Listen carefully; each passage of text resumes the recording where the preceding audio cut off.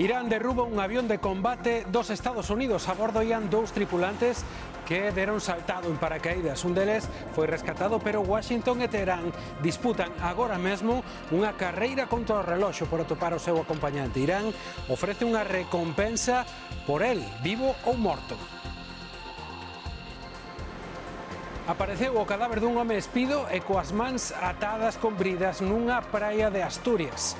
O corpo da vítima duns 50 anos de idade foi atopado con evidentes signos de violencia nunha zoa de rochas nun arenal de Xixón.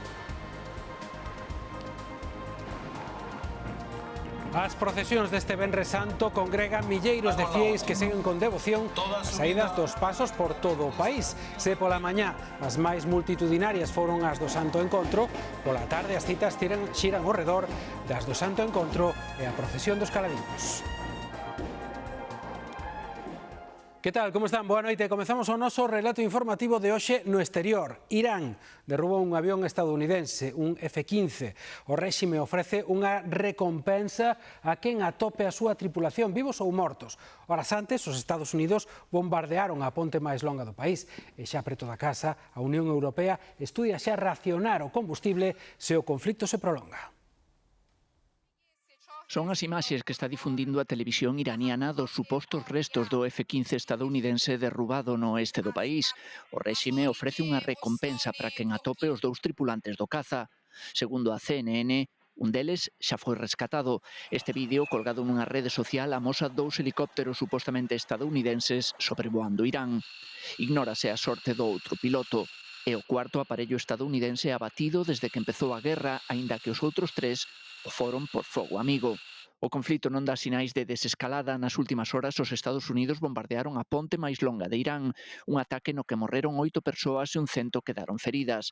Teherán denuncia que foi un crime de guerra e anuncia represalias devastadoras.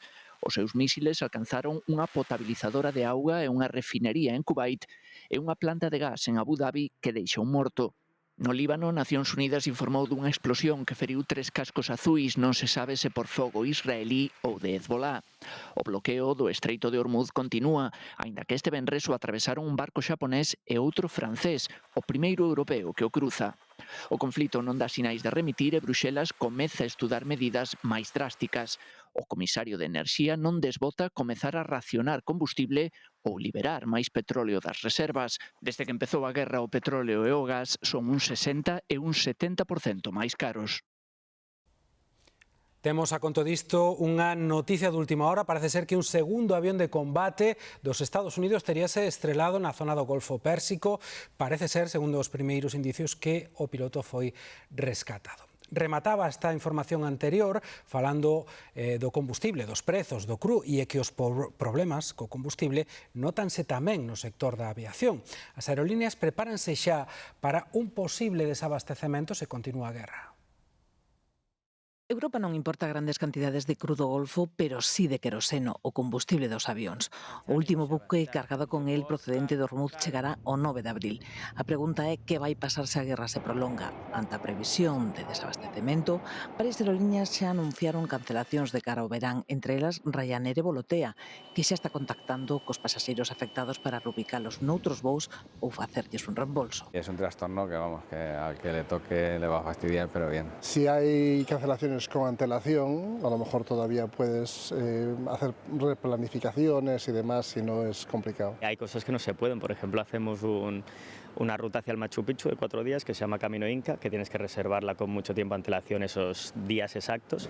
Eso no se puede reubicar, sería pues todo el viaje al traste. Estamos ahí con qué haremos este verán, non sabemos si vamos, si podemos ir. A incertidume fai que sexan moitos os que busquen outras opcións de viaxe. Miraremos seguramente alguna opción que no sea con avión para intentar evitar conflictos o posibles incidencias. Y si no, pues bueno, la opción última, pues te quedas en casita tranquilamente y ya está. Y otro año será otra historia.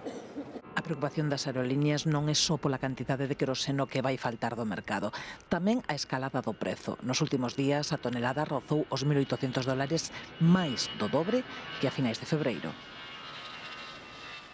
Seguimos no exterior. Cuba comeza a liberar os máis de 2.000 presos que van ser indultados. Unha vintena de detidos, abandonaron un cárcere da Habana un día despois que as autoridades cubanas anunciaran ese indulto con motivo da Semana Santa, aínda que non relacionaron esta medida coas conversas cos Estados Unidos, si que a liberación prodúcese despois de que Donald Trump permitira a chegada dun buque con petróleo ruso a ella. De volta na casa, horas despois de anunciar un acordo con Sumar e con Izquierda Unida para concorrer xuntos ás eleccións de Andalucía, Podemos, hoxe mesmo, emitiu un comunicado criticando esa mesma coalición que les acordaran.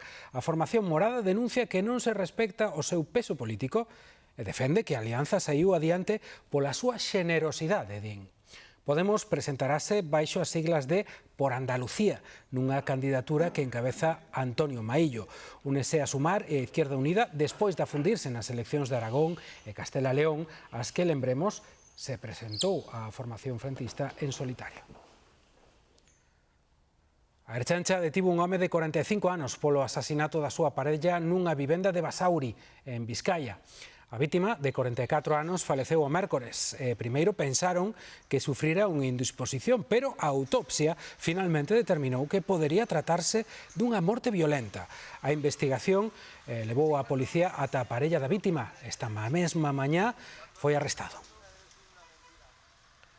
Contábamolo en titulares, imos agora ata Asturias, onde o corpo dun home apareceu aboiando nunha praia de Xixón. Ata o lugar desprazáronse membros da Policía Nacional que se fixeron cargo desa investigación.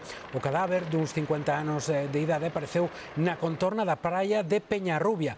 Polo momento, os axentes manteñen abertas todas as hipóteses á espera dos resultados da autopsia. Hai que lembrar que este home apareceu aboiando coas mans atadas por bridas. E, como dicíamos, hai que esperar o resultado da autopsia que determinará a orixe desta morte.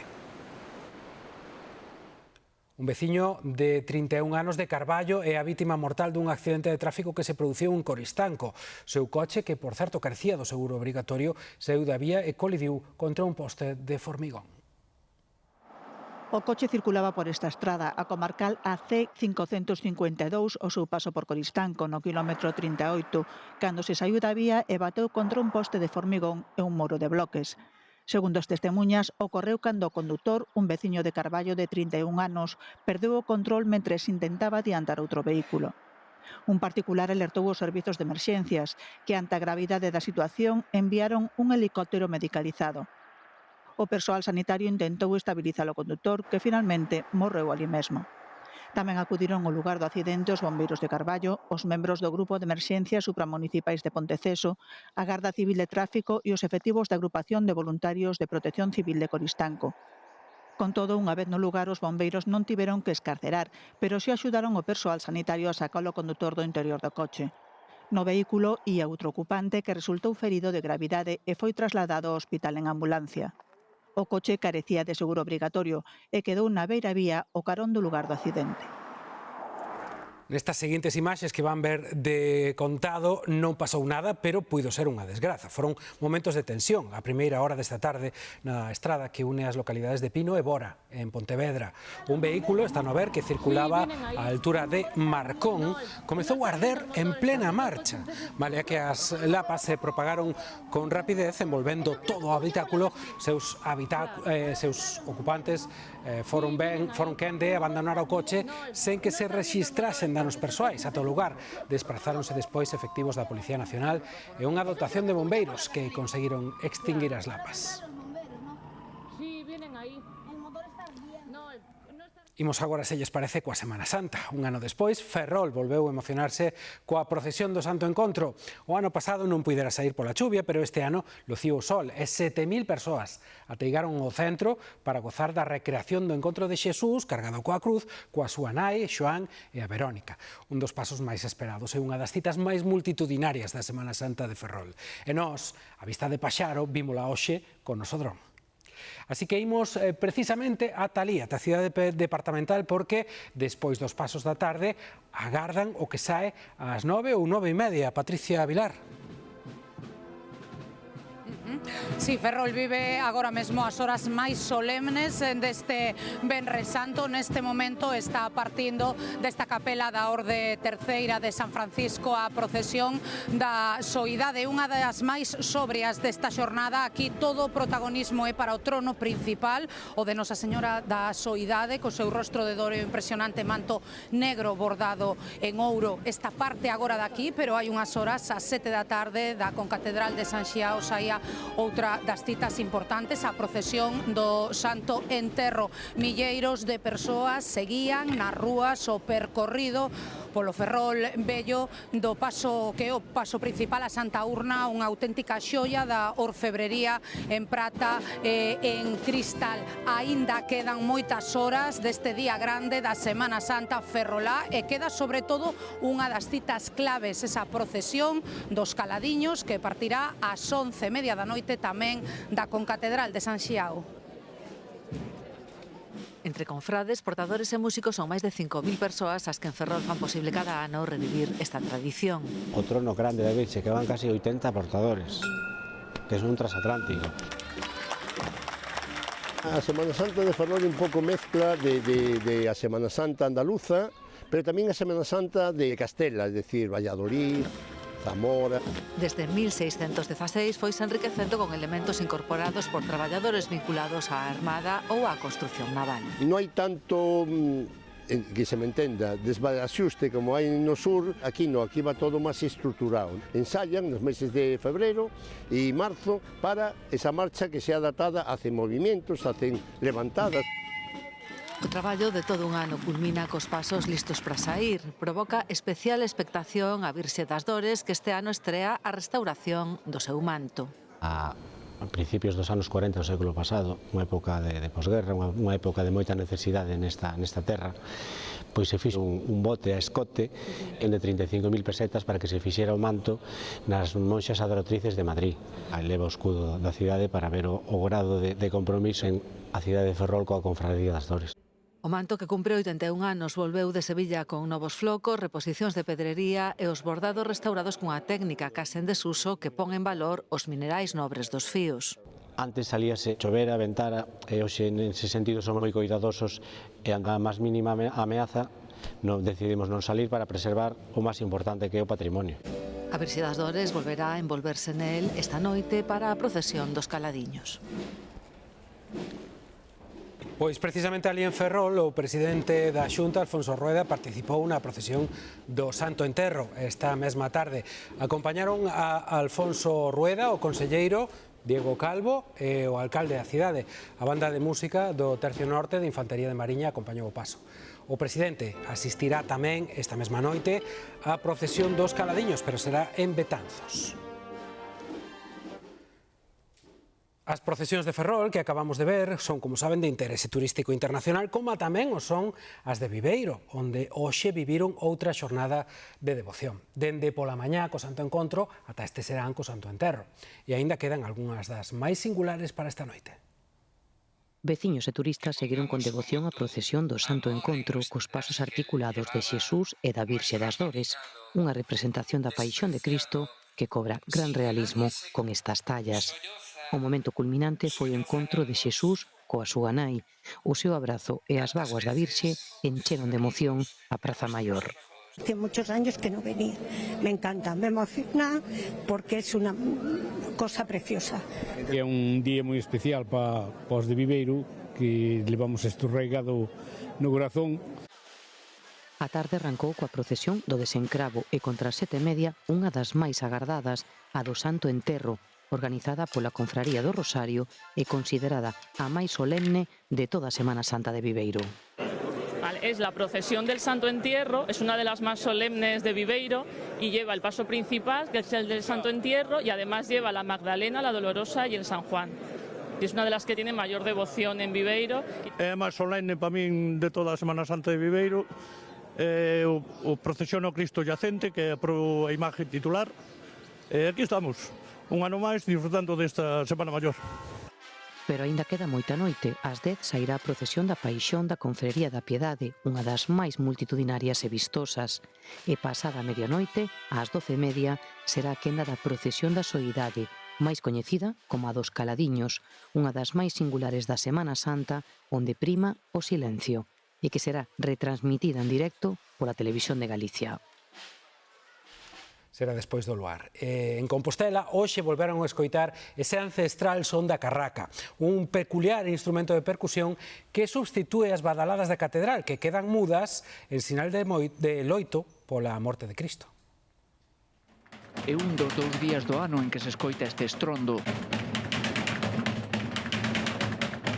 A carraca da catedral substitúe o repicar dunhas campás que, segundo a tradición católica, representan a voz de Cristo apagada trala crucifixión. É o loito, non, pola morte de Jesús, non se poden facer sonar as campanas porque, bueno, o campán ten unha característica máis de festividade, entón isto é como o loito da morte de Jesús hasta o domingo, que é o domingo de resurrección. Antonio leva unha década xirando as manivelas deste peculiar instrumento de percusión en forma de aspa, 200 kilos de madeira de castiñeiro que o venres e o sábado santo anuncian o inicio dos oficios litúrxicos. A lenda di que o seu bramido alarmou as tropas napoleónicas que o tomaron por un motín. Aínda que a súa orixe se remonta ao medievo, a que só agora é unha réplica construída en 2010, cando se recuperou a tradición tras case medio século de silencio. Este sábado volverá a soar para chamar o Vía Crucis do mediodía e a Vixilia Pascual das 10 da noite. Máis cousas, deste caso doces, de Pascua. A doce tradición dese agasallo dos padrinos e madriñas non corre perigo, seica, se atendemos o que venden as pastelerías durante estes días. E hoxe falamos de roscas.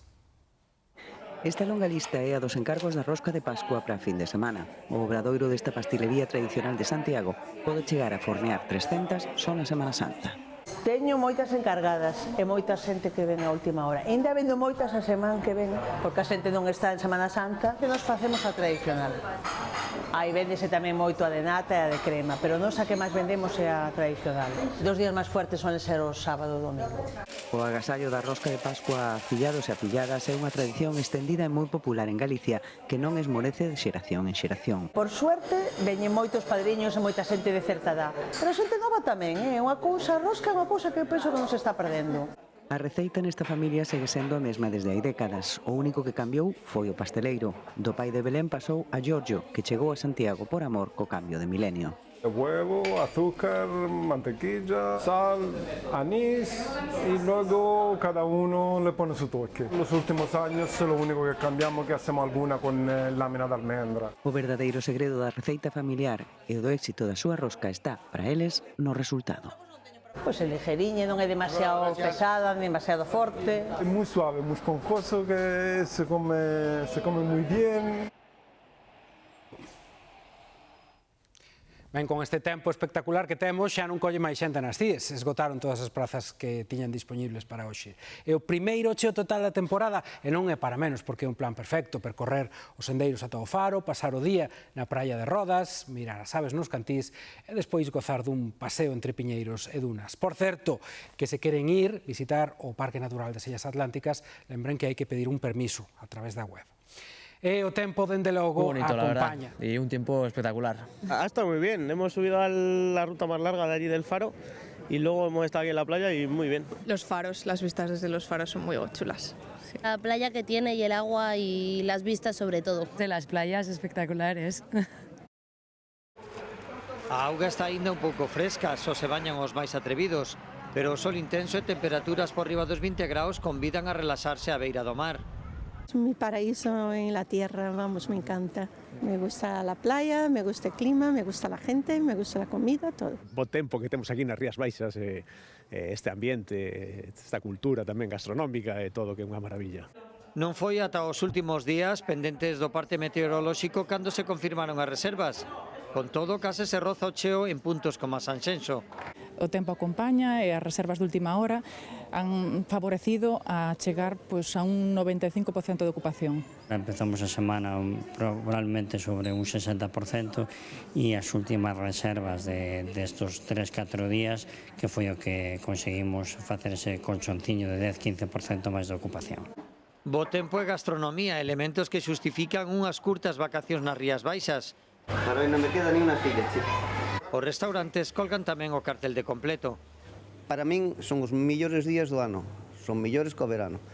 Os veciños portugueses e os do noroeste peninsular a poucas horas de traxecto conforman a maioría dos turistas. Es bueno en Sanxenxo, la playa, las personas, la culinaria, la comida, entonces... Maravilloso.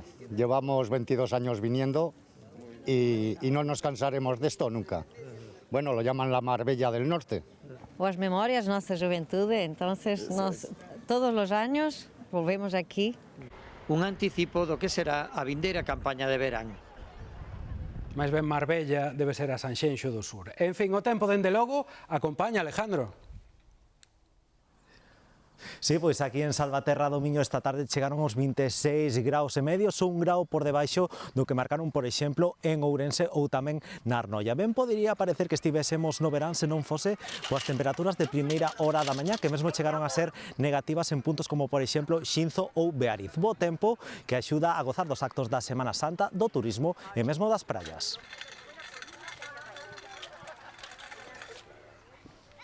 Grazas, Alejandro. Sobre todo nas épocas de vacacións ou pontes festivas, Galicia recibe surfistas de toda Europa que veñen en furgoneta para aproveitar pois a regularidade do noso mar de fondo. As praias orientadas ao noroeste e oeste, como Pantín, Doniños, Razo, como esta que vemos nas imaxes, ou a Lanzada nas Rías Baixas, ofrecen eses fondos cambiantes, os picos e as condicións perfectas para eses surfistas. Viaxando en furgoneta, ademais, poden escoller o mellor punto, movéndose en poucos kilómetros entre opcións ben diferentes. E combinan así o surf coas rutas, o turismo e gastronomía, e disque repiten ano tras ano.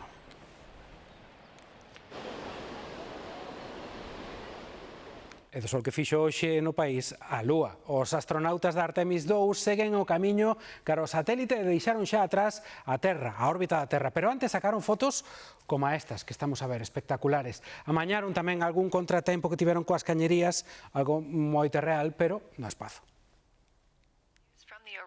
A nave Orión abandonou a órbita da Terra e avanza pola autoestrada que a leva en dirección á Lúa. Un camiño sen máis peaxe que algunha incomodidade, como isto. É o retrete. Estivo avariado, pero ela puido arranxalo. I'm the space plumber. I'm proud to call myself the space plumber. Son a fontaneira espacial e estou orgullosa, di Cristina Koch. Vai ser a primeira muller en alcanzar a Lúa. E cos seus compañeiros, os humanos que chegan máis lonxe do noso planeta.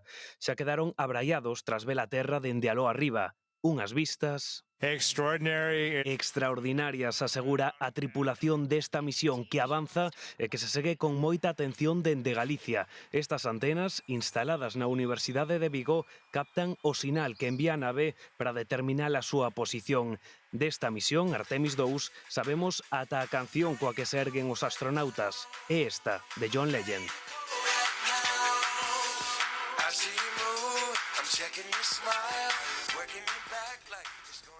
Pois a Lúa, escoitando John Legend, igual non, pero ao luar imos todos os galegos todos os venres, e este non é a excepción, Galloso. Queridos compañeiros e compañeiras, preparados aquí no plató de Luar, a visita que demos esta noite de Marlene Murró, de Susana Seivane, Orquestra Solara. E non esquezas os recanteiros que estamos en momentos de máxima tensión e tamén a visita dun ex recanteiro, Antonio Barros, que terá unha peza espectacular. Oye, Semaní, non o perdades. Fantástico. Grazas, Galloso, nos daquela ainda non emitíamos Luar, pero case. Pasado o ano 1000, uns exploradores polinesios chegaron a esta illa misteriosa, chamáronlle Rapa Nui e nunca volveron. Quedaron ali no medio do Pacífico e ali pasaron séculos ata que volveron ser visitados 700 anos despois. O primeiro europeo que viu a illa foi daquela, o holandés Jacob Rogenben, direino ben, un domingo de Pascua, precisamente, dai o home occidental que ten a illa, Illa de Pascua.